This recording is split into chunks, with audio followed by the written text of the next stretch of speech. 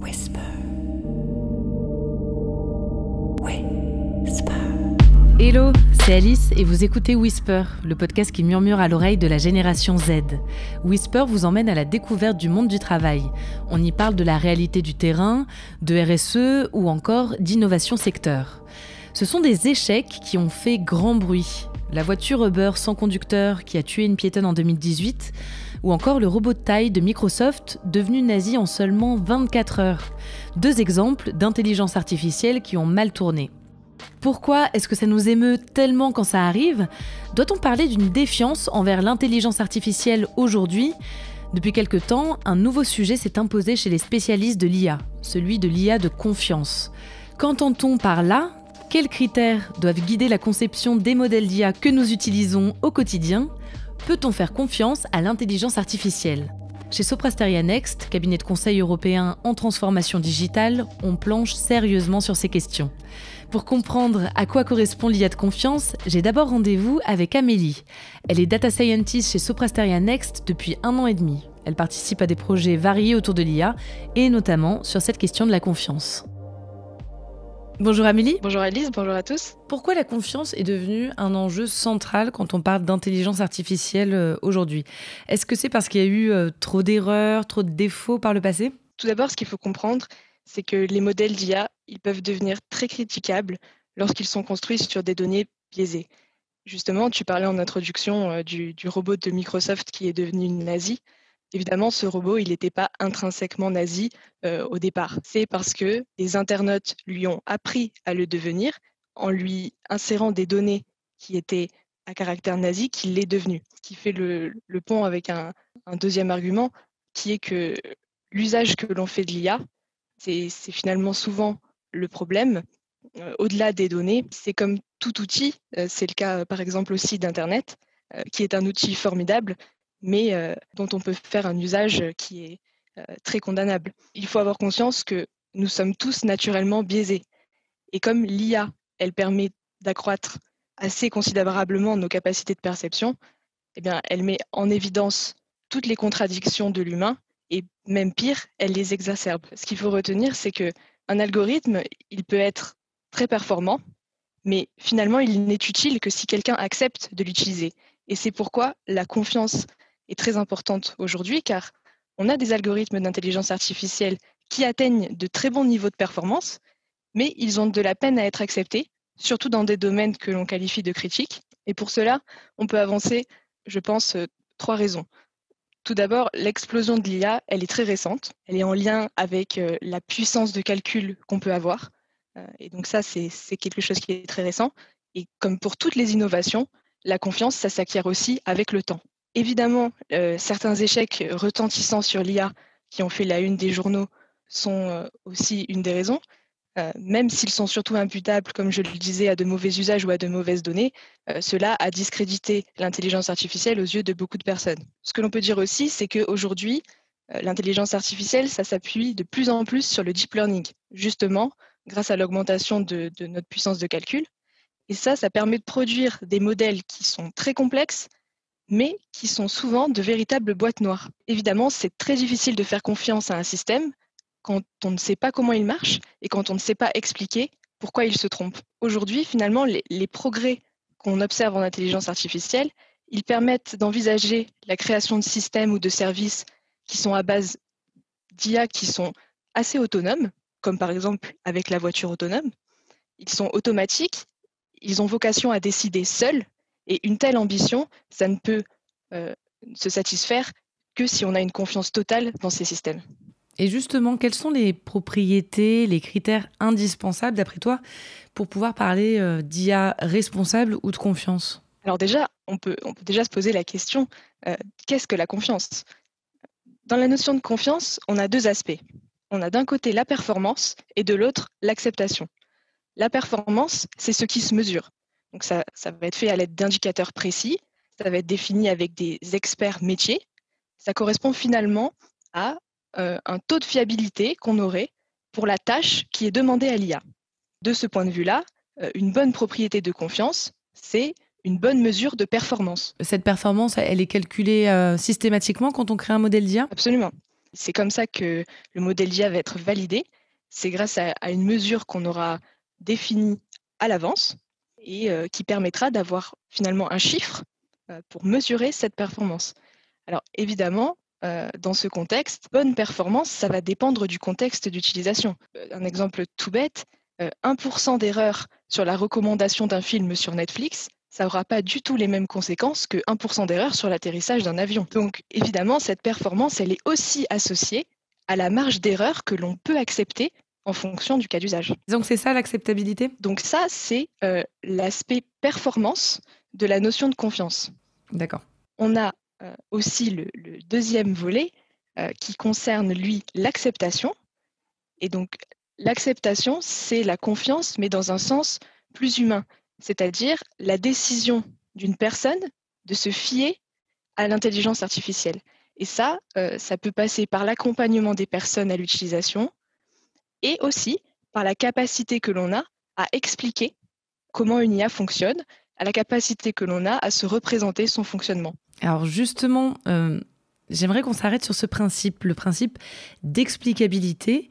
Qu'est-ce qu'on entend par là? Et est-ce que tous les systèmes d'intelligence artificielle peuvent être compréhensibles par tous? Alors, ce qu'on entend par explicabilité, ce sont tout un ensemble de techniques qui permettent de donner des informations supplémentaires sur le modèle d'intelligence artificielle. Et pour ça, on peut distinguer deux concepts généraux qui sont l'interprétabilité et l'explicabilité. L'interprétabilité, on parlait tout à l'heure de la fameuse boîte noire. L'interprétabilité, c'est dire pourquoi la boîte noire a généré une sortie en fonction de l'entrée qu'on lui a donnée, c'est-à-dire identifier les relations de cause à effet entre l'entrée et la sortie. Par exemple, on a des algorithmes d'intelligence artificielle qui permettent de faire de la reconnaissance d'image, dire que dans cette image, il y a un chien. Eh bien, l'interprétabilité, dans ce contexte, ça va être par exemple de voir quelle est la partie de l'image qui a permis à l'algorithme de dire qu'il s'agissait d'un chien. Cette chose-là, ça permet finalement à l'humain de vérifier si les éléments sur lesquels s'appuie l'IA, ils sont conformes à l'intuition que nous, on aurait pour dire que c'est un chien. En résumé, est-ce que donc tous les systèmes peuvent être explicables, compréhensibles de tous? Dans tous les cas, il est clair qu'aujourd'hui, on ne sait pas rendre tous les systèmes d'IA compréhensibles par tous. Et c'est d'ailleurs un domaine de recherche avec beaucoup d'enjeux. Donc, j'ai parlé d'interprétabilité, mais dans l'acceptation de l'IA, il y a aussi le deuxième volet qui est l'explicabilité et qui consiste, elle, donc c'est aussi un ensemble de techniques, mais qui consiste, elle, à ouvrir la boîte noire dont on parlait tout à l'heure. Et donc, c'est un deuxième niveau finalement d'explicabilité qui permet d'expliquer les mécanismes qui sont mis en jeu dans le fonctionnement d'une IA. Et donc, sur ce volet-là, aujourd'hui, on sait parfois faire des choses pour certains types d'algorithmes, mais c'est loin d'être le cas pour tous. Et est-ce qu'en voulant rendre l'IA plus transparente, on ne risque pas de la rendre parfois moins performante? Justement, c'est le niveau d'abstraction que peut atteindre un modèle d'IA qui fait sa performance. C'est-à-dire que, globalement, elle peut se faire une représentation d'un problème qui est beaucoup plus complexe que la nôtre. Et donc, chercher absolument à se créer une représentation compréhensible va naturellement simplifier la représentation de l'IA. De par sa nature, chercher à la rendre plus compréhensible va la rendre moins performante. Et si on veut exploiter pleinement l'IA, il y a fort à parier qu'il faudra admettre d'utiliser des modèles avec un niveau d'explicabilité plus faible pour conserver un niveau de performance optimal. Pour autant, cela ne signifie pas que ces modèles seront moins fiables. Ce qui est important, c'est que cette fiabilité, elle ait été démontrée par un processus rigoureux de validation. Probablement que cela pourra suffire. Tu parlais tout à l'heure de domaines critiques. Est-ce qu'il y a des domaines dans lesquels la question de la confiance est particulièrement importante aujourd'hui? Par exemple, la défense ou la santé? Alors, ce qu'on appelle domaine critique, c'est en fait les domaines où la vie humaine est mise en jeu. Tous les domaines où les marges d'erreur que l'on peut accepter doivent être faibles, car l'erreur, elle est soit pas acceptable, soit très peu. Dans ces domaines, la question de la confiance, elle est particulièrement importante. C'est le cas de la défense, de la santé. Mais il y a d'autres domaines où finalement on pourrait dire qu'il n'y a pas mort d'homme, mais cette confiance, elle reste quand même capitale, car certaines erreurs peuvent s'avérer très préjudiciables, que ce soit d'un point de vue éthique, économique ou autre. On peut reprendre encore l'exemple du robot de Microsoft qui publie des tweets à caractère nazi. Effectivement, il n'y a pas mort d'homme, mais d'un point de vue éthique, les conséquences sont dramatiques. Et quelles sont les questions qu'on peut se poser ou qu'on doit se poser en tant qu'utilisateur avant de faire confiance à une intelligence artificielle et avant de l'utiliser? Tout d'abord, les utilisateurs ont probablement beaucoup moins de questions à se poser que les développeurs de l'IA ou les autorités chargées de la validation de cette IA. Pour autant, il y a effectivement matière à se poser un certain nombre de questions. La première chose va concerner l'usage de l'IA. On peut se demander, est-ce que cette IA est utile? Est-ce qu'elle m'aide dans mon travail? Pour quelles tâches spécifiques? Est-ce qu'elle me permet de traiter des cas que je ne savais pas traiter avant? Ensuite, on peut se poser des questions sur son niveau de performance. Est-ce qu'elle est fiable? Est-ce que je peux moi-même la tester? Est-ce que je peux comparer les résultats qu'elle fournit avec ceux que j'étais capable de générer avant? Cela permet d'estimer la performance de l'IA soi-même. Et enfin, puisque c'est le sujet de notre interview aussi, quel est son niveau d'explicabilité? Est-ce que moi, à mon niveau, je peux expliquer ou du moins interpréter les résultats de cette IA? Est-ce que j'ai un indicateur de confiance sur le résultat que me donne l'IA? Finalement, beaucoup de questions très utiles qui permettent à l'utilisateur de se familiariser avec l'IA, de se l'approprier et de connaître ses propriétés et surtout ses limites pour en faire un bon usage en toute confiance. Amélie l'a souligné, si les utilisateurs peuvent se renseigner sur les IA dont ils se servent, c'est avant tout aux développeurs de se poser tout un tas de questions pour rendre les modèles plus fiables. Pour comprendre les processus de construction d'une IA de confiance, j'ai rendez-vous avec Caroline. Elle manage une équipe de data scientists au centre d'expertise digitale de Soprasteria Next et travaille sur des sujets vastes comme la détection de systèmes de fraude ou la maintenance prédictive. Bonjour Caroline. Bonjour Alice. Quelles sont les grandes étapes dans la création d'un modèle d'intelligence artificielle? Pour moi, je le découperai en 3 grandes parties. La première partie concerne les utilisateurs, comprendre leur métier, comprendre leurs besoins, comprendre la problématique qu'on cherche à résoudre. Donc c'est là où on va aller regarder les données qu'ils ont, comment est-ce qu'ils les utilisent, quelles sont les limitations qu'ils rencontrent à l'heure actuelle et quelles sont leurs attentes. Donc bien comprendre et aller parler avec les utilisateurs finaux de l'application qu'on développe. Non seulement ça permet d'être pas à côté de leurs problèmes, mais en plus ça permet de les impliquer dès le début et de leur montrer qu'on les prend en compte quand on développe une application et donc améliorer cette acceptation du futur outil qui va venir. Ensuite, on rentre dans une deuxième phase de création vraiment du modèle d'IA. Donc ça, c'est un cycle. Ça se fait pas d'une seule traite. On va proposer un premier modèle, on va le tester, voir s'il est précis, s'il a les performances requises. On va comprendre comment il fonctionne, sur quelles données il s'appuie. On va valider la pertinence des résultats. Donc là, on va se tourner vers les utilisateurs. On va leur dire bon bah voilà, notre modèle pour donner tel ou tel résultat, il se fonde sur telle et telle donnée, de telle et telle façon. Est-ce que ça vous semble pertinent? Est-ce que ça vous aide? Sinon, s'ils nous répondent bah non, c'est un peu à côté de la plaque ou finalement non, ces données-là, on les utilise pas parce que elles sont pas pertinentes. Bon bah là, on remodifie un peu le modèle, on remodifie sa façon de fonctionner et on le revient vers les utilisateurs. Et une fois qu'on est content, enfin que eux ils sont contents des résultats, on va dire on définit un mode de fonctionnement nominal. C'est-à-dire que notre modèle est performant. On va définir sur quelle plage de données il fonctionne, donc qu'est-ce qu'on attend en entrée, qu'est-ce que l'utilisateur doit lui donner ou qu'est-ce qu'on doit apporter au modèle pour fonctionner. Qu'est-ce qu'on ne veut pas apporter au modèle, ça aussi c'est important. Et quels sont les résultats attendus. Et si jamais on dévie de ces résultats, qu'est-ce qu'on fait? Et là, on passe à la dernière étape, qui est aussi une étape très très importante, mais c'est la mise en production.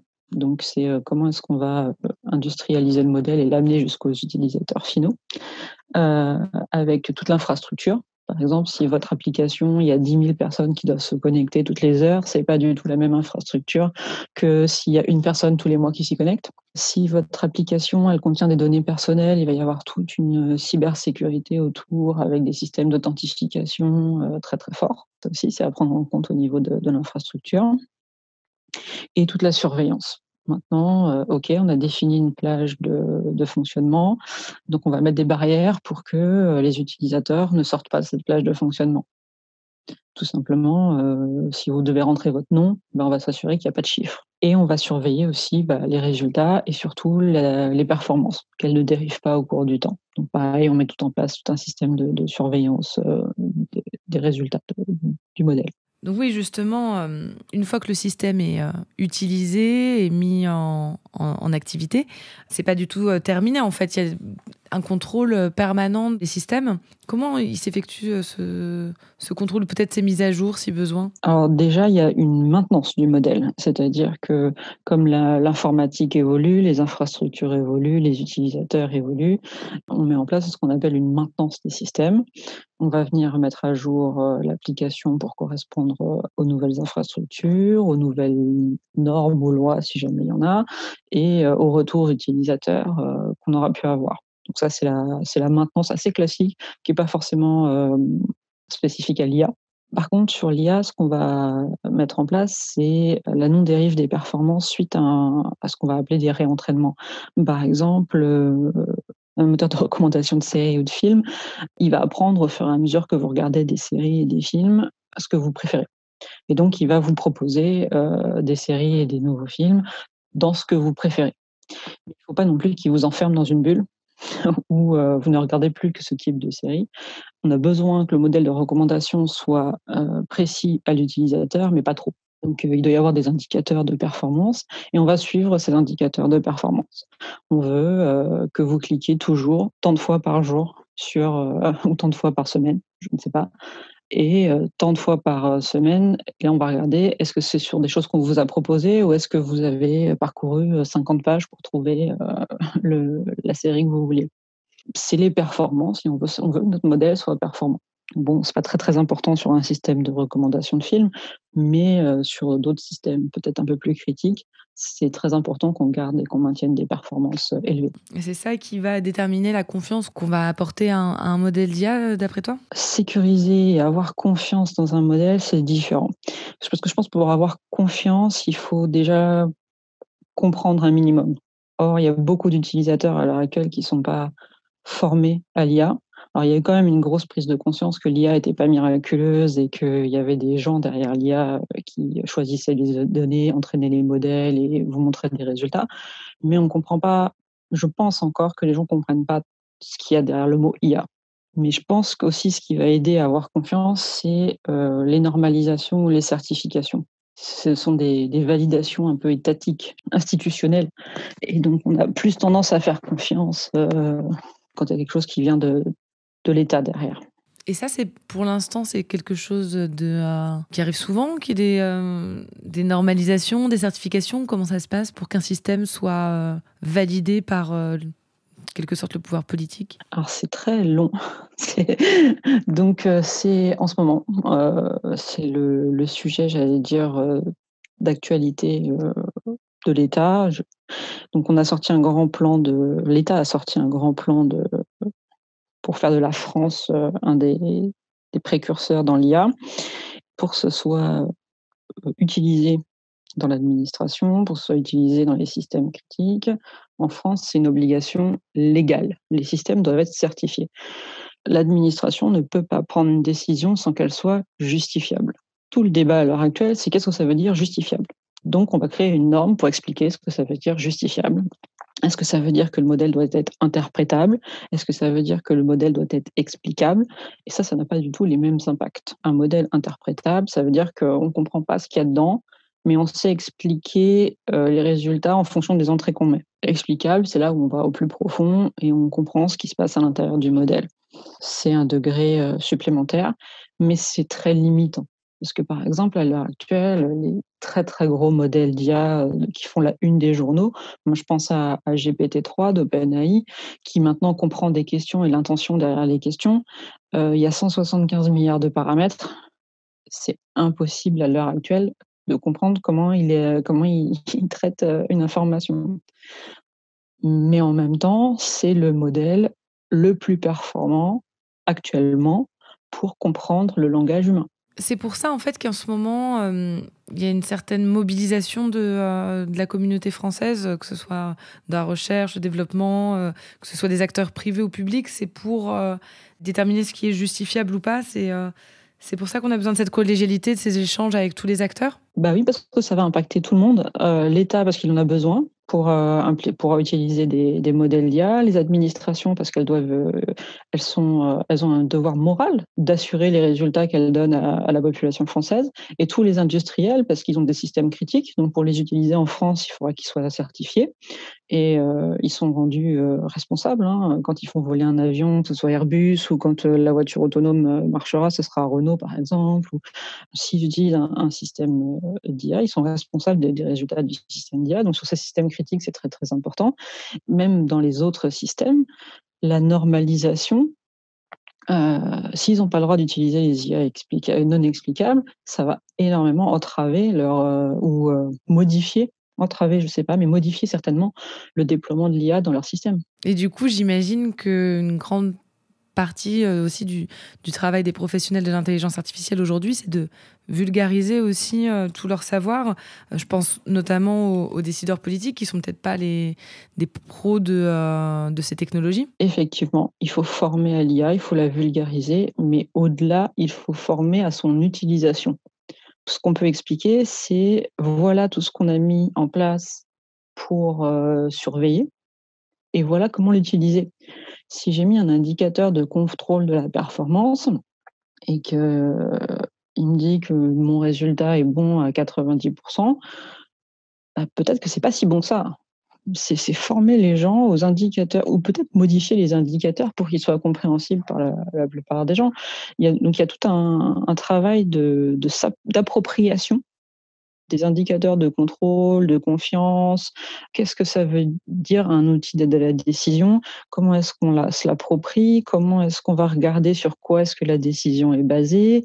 Comment est-ce que je l'intègre à ma façon de prendre une décision? Finalement, la compréhension de comment marche une IA, oui, d'abord, c'est très intéressant, je pense, donc c'est très bien, mais il faut aller au-delà. Il faut vraiment former les gens à démystifier l'IA et former les gens à l'utilisation de l'IA. Donc toi, ça fait déjà un moment que tu es, chez Soprasteria, que tu travailles sur ces sujets. Quels sont les progrès qu'on peut déjà observer, aujourd'hui sur cette question de la confiance? Est-ce que tu as vu des évolutions, toi, durant ton parcours? Le plus grand pas que nos clients ont fait, c'est l'IA, c'est pas miraculeux. Il y a des humains qui sélectionnent les données, qui les entraînent et qui montrent des résultats. Les données sont nécessaires et c'est la base de toute application IA. Donc si j'ai pas les bonnes données, si mes données sont pas complètes, si elles sont pas propres, si elles sont biaisées, enfin, il y a un énorme travail de prise en compte des données qui s'est opéré. Donc maintenant, nos clients ne commencent pas par nous dire: «Je veux une application IA», mais faisons d'abord le point sur les données que j'ai pour voir si, si j'ai ce qu'il faut pour continuer. Et ensuite, beaucoup de demandes de contrôle. Finalement, ils ont compris que, bah, tout ce que je viens de dire, comprendre le fonctionnement d'une IA, oui, c'est bien, mais il faut aller au-delà. Il faut avoir des indicateurs de contrôle. Et quels seront, d'après toi, les plus grands défis ou les difficultés, à surmonter dans les prochaines années sur ces questions? Alors on en a parlé, mais la normalisation, ça va être un défi, hein. Faire coïncider les obligations de l'État, que la population française ait confiance en une certification, puis toutes les problématiques que les industriels peuvent avoir, puisque sur le marché à l'heure actuelle, le premier qui lance une application prend une longueur d'avance phénoménale sur ses concurrents. Donc c'est vrai que les gens ont tendance un petit peu à avoir envie de limiter le nombre de tests, de limiter peut-être la compréhension de ce que fait leur application pour la sortir très très vite si elle est performante. Et donc mettre en place une certification ou une normalisation qui va demander énormément de tests, je pense que c'est une bonne chose de s'assurer qu'une application soit lancée une fois qu'on a confiance en elle.